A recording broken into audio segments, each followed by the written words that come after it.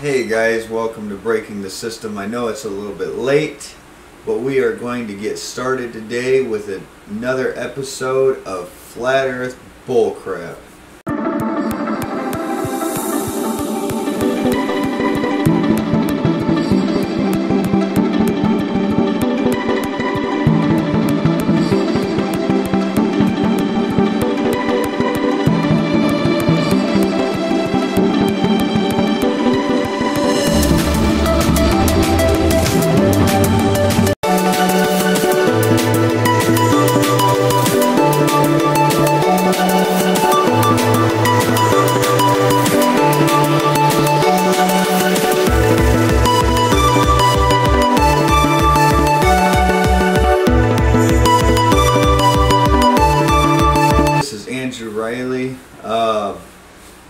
Hey guys, so I know I've changed my clothes a little bit. Camera's not quite straight. My girlfriend used the tripod. I can't say it's mine, it's technically hers. But anyway, so today's video is going to be a little bit longer. I skipped Tuesday because I was just so busy and so tired with my actual day job. But please watch the whole thing. There's some key points in there. Another partial video from Skiba that is really, actually really important to this whole video. And then I'm also going to have a special clip at the very end of this. My girlfriend's starting to make videos of her own. Shh, don't tell anybody because, I don't know, tell everybody, but don't tell her because of the fact that she doesn't know I'm going to put it in here. She's going to have to watch it when she watches the video. It's just going to be a small portion, but I am going to put it in. Sorry about the mess, guys. And then, alright, so I'm going to go into the video. We will see y'all later. So, the situation is, I got a new camera, and I'll have a short clip somewhere in this video of the new camera. Did something a little crazy this week, and I got me a new camera and a new microphone, so hopefully it will work because I was tired of having issues. So this is my old camera, as you can see. Kinda can see, it's really, I don't know. I hope the new camera works. But anyway, so I'm going to use my old camera to show you my new camera, and there it is. But anyway, so I'm going to use my old camera to show you my new camera, and there it is. The new camera, my microphone, and my system. Kinda stupid, but it is what it is. But anyway, I'm going to I'm going to be talking today about a commenter on one of the videos that I posted. As a matter of fact, it was Friday's video. He is trying to say that the 8 times 1 mile or per 1 mile squared is a bad mathematical figure for the shape of the earth. Well, in one of his comments he says, and I can't remember exactly word for word, I'll put it in here in just a minute, but he says along the lines of it doesn't work over long distances because it's just a rough estimate for short distances. But then he does go in to say that the farther you go from point A on a ball and point B on a ball, the farther you go out, the farther the drop is. But that doesn't make any sense because if you go out, I mean, it does to the instance of, you know, for this 1 mile squared. So like, okay, 1 mile would be, okay, 8 inches. But 2 miles is 32 inches. 8 times 4, 32 inches. 3 miles is, well, 3 squared is 9 times 8, which is 72 inches. So that's 6 foot. So anyway, I mean, I understand it does get dressed, but that's 8 inches times 1 mile squared, or the equivalent of however far that 1 mile is, that mile. Anyway, I was going to make another video of a ball, but I don't have a ball, and I know that's weird, but as y'all know, I am in the middle of a move, and my house is just kind of upside down. I've worked 3 weeks now, and I'm starting another 2 weeks tonight, and that's actually why this video is late. I'm going to get it posted right after I get it edited. But anyway, with that being said, you know what? I will take and I will go ahead and make a video showing on duct tape the concept of what I'm getting at. Matter of fact, well, I got y'all here. Alright, so I'm going to use this duct tape instead of a ball because I don't have a ball. So if we call this tear line the point A, well, point B, let's say for instance this is a mile, right? Well, yeah, that's not much of a drop. That's an 8-inch drop. But this at 3 miles, that's a 6-foot drop. At 10 miles, I mean, of course, according to a ball, you wouldn't even be able to see that at all. From point A to point B, you wouldn't be able to see that at all. There's absolutely no, and this is supposed to be 10 or 12 miles or 15 miles or whatever it is. I'm throwing numbers out there. I don't know exactly what the numbers are. Okay, but you shouldn't be able to see it at all. There's no theoretical possibility, or no way of seeing it. I'm sorry, I'm a little slacking on my words today. Anyway, so what my question is why from point A, which is right here, can we see stuff that's supposed to be unseeable? We have picture evidence, and I will show that here to you now.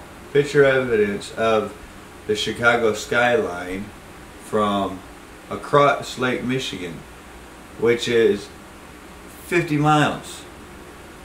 Now, I will punch in the numbers here in a minute, and I will show you the numbers on that.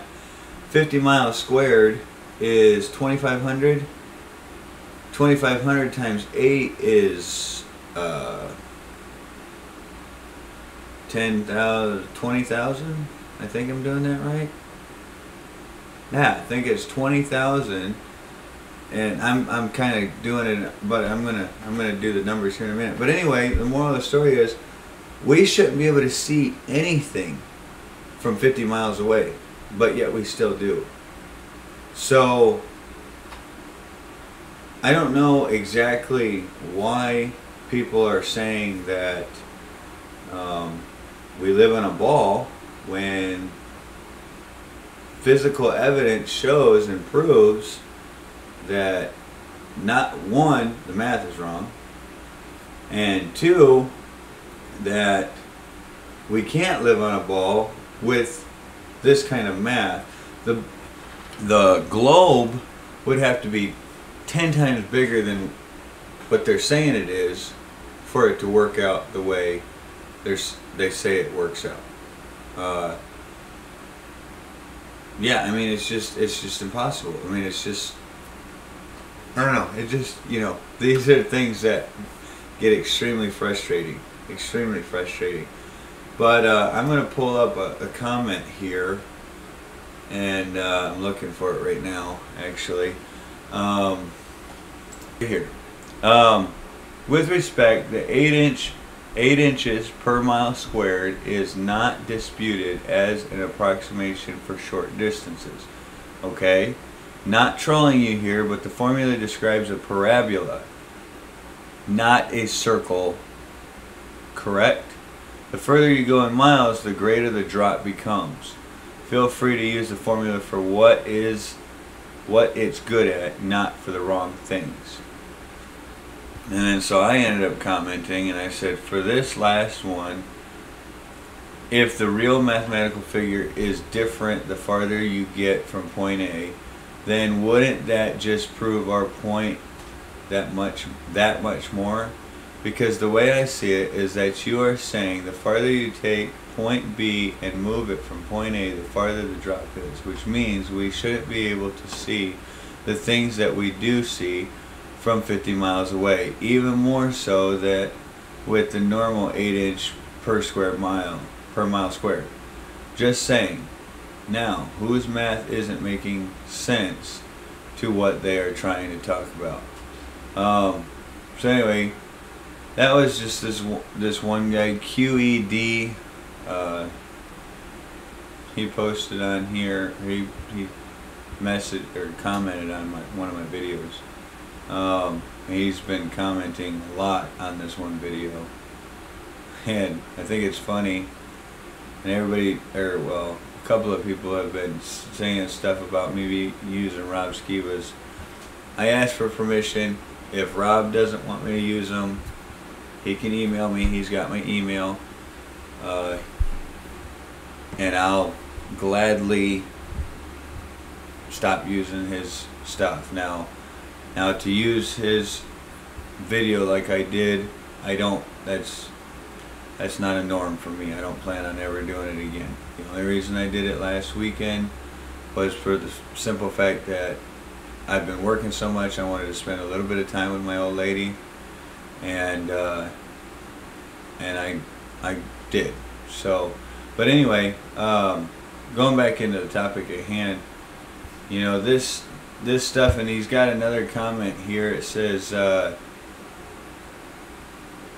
this is on right after what I commented to him. It says, breaking the system, even more so that with the normal 8 inch per square. Dude, the real formula matched the reality that we live on an 8,000 mile spheroid. We shouldn't be able to see things that we do see from 50 miles away. This one baffles me. All flat earth, or FE, flat earth, claim that we see too far, but I've literally never seen a flat earth image that's matched this. I have seen lots of flat earth videos / pics where they show the top of a mountain and say this should be hidden below the curve. Sure, but they never show the missing thousands of feet of mountain because compression zones or perspective, etc. Flat Earth has invented a new field of optical field that only works the way Flat Earth says, like magic. It's a con, mate. Anyway, again, I just want to say to QED, I hope you are watching this video. If not, sorry. The Chicago Skyline. I'm going to get a picture of I'm going to get that picture. It's going to be in here if it already wasn't. And probably be again. That's over 50 miles right there. You can Google it. I will get a clip of Rob Skiba's video and I'll have that posted in here so you guys can see that, of them actually recording it that day that they recorded it. Him and can't remember that other gentleman's name, but anyway, I will show that also. It is over 50 miles away. As many of you may know, I have for the better part of the last year actually been really wanting to go up to Lake Michigan to do some tests. And that came as a result of seeing this picture taken by a guy named Joshua Nowicki. And he apparently sent this picture, I guess, to a local news affiliate.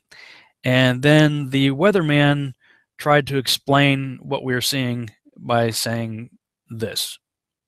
What you're seeing here is a mirage. We typically would not be able to see this from the Lake Michigan shore. We talked about this last night.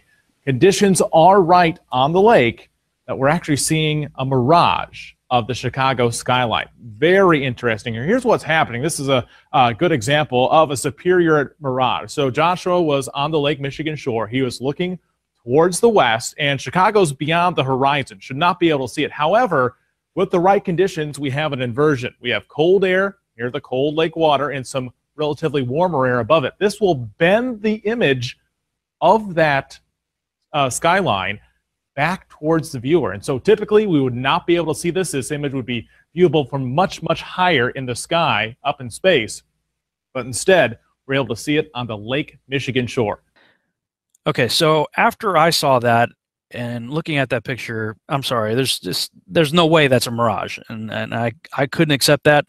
My friend Rick Hummer couldn't accept that either. He said, we've all seen it. Anybody who lives in this area can look across the lake. We've all seen Chicago. And he and I put together a plan to just drive toward the city, get in a boat and head to the city and drive back. Because if it's a mirage, then it's just going to magically disappear, and then the city will roll up over the ball, and that would be what we would expect to happen.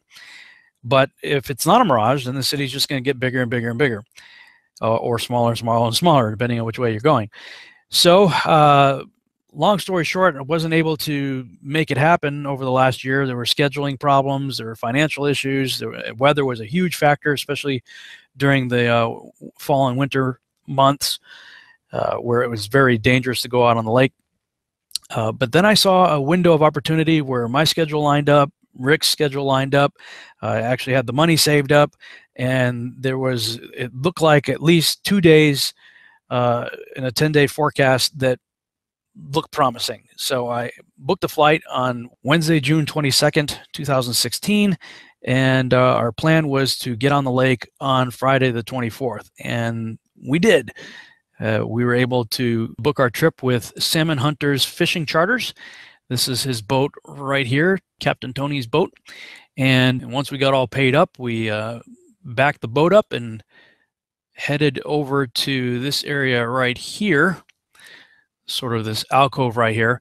Now, you're going to hear Tony taking a reading in a few minutes. When I start the video, you'll see him saying that from right about here, where I've got this line right here, just before we came out of the alcove, that it was 37 nautical miles from there to the Willis or Sears Tower in Chicago. Now, you'll notice that he's got a very zoomed out view on the device that he's using, and I'm not sure exactly where he put the mouse. That gave him 37 nautical miles, or in statute miles, that's about 42.6 miles. When I went on Google Earth here and charted out the same exact distance, I found that it was actually 46 statute miles from the little alcove there in the marina to the Sears Tower, or Willis Tower as it's now called, right to here, directly to the tower. See, that was exactly 46 miles right to the tower from where we were when we first started taking pictures. So, but for the sake of this video, just to keep it brief, we'll go ahead and use the numbers that Tony had, just keeping in mind that in reality, it may have been actually about 4 or 5 miles further than what he was reporting. All right, so this video will be just sort of a highlight video. I'm going to keep it short. Then I'm going to do another much longer video explaining a little bit more about what we were doing and why we were doing it, and especially my feelings after it was over, and where I am now with the research that I've been doing. So with that in mind, let me just say that this video, and the purpose really of the trip, the one goal I had was to prove that what people are seeing from the other side of Lake Michigan is not a mirage, that they are actually seeing the city. That was my goal going there. I believe we achieved that goal. And so that is the primary focus of this video. In the longer video, I'll deal with a few other things. All right, here we go.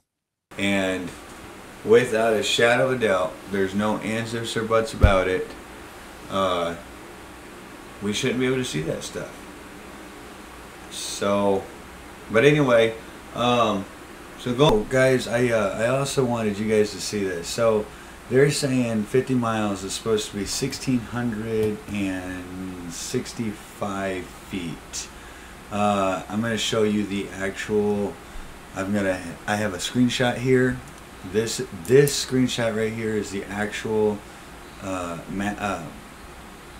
figure for what the math is for the curve after 50 miles. So from point A to point B on a ball, you're dropping 1,666 miles, or 1,665 feet. I'm sorry, not miles, feet.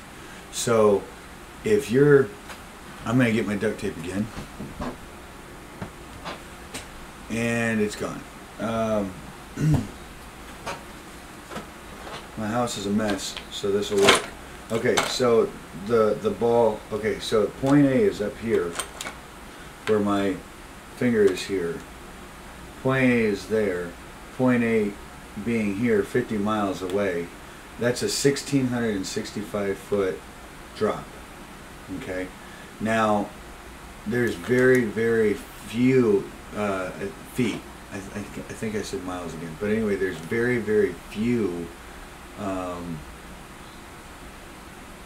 things in this world, structures that you would actually be able to see.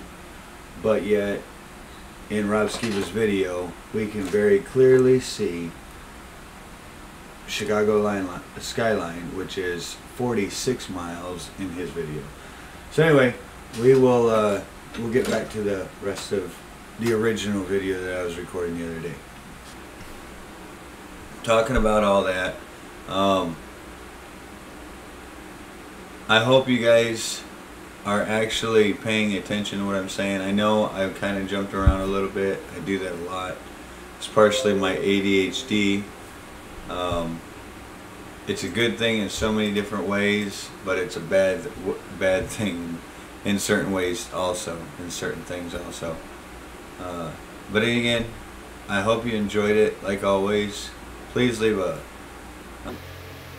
Please push the like button and leave a comment in the comment section. Whether you're trying to get after me and what you guys want to disagree with, you know, I'll try to email back when I can, or message back. I'll try to message back when I can. And please subscribe to the channel. I could really use some subscribers right now, like crazy. And share the video so other people can see it, because that's how we get the word out. Anyway, share the video, guys. I'd really appreciate it. Subscribe to the channel. And make sure you're pushing that notification bell and push to all videos. That way you can get updated on my videos when I post them. And so that y'all aren't wondering what's going on.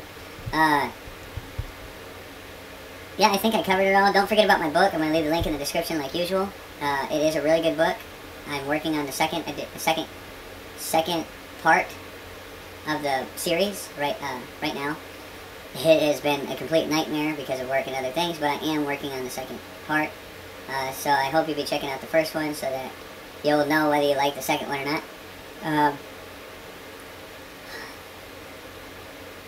Anyway, y'all, I really hope you enjoyed it. We're going to go ahead and sign off, and we will see y'all, I guess, Friday for the second part. Thanks. Have a nice day.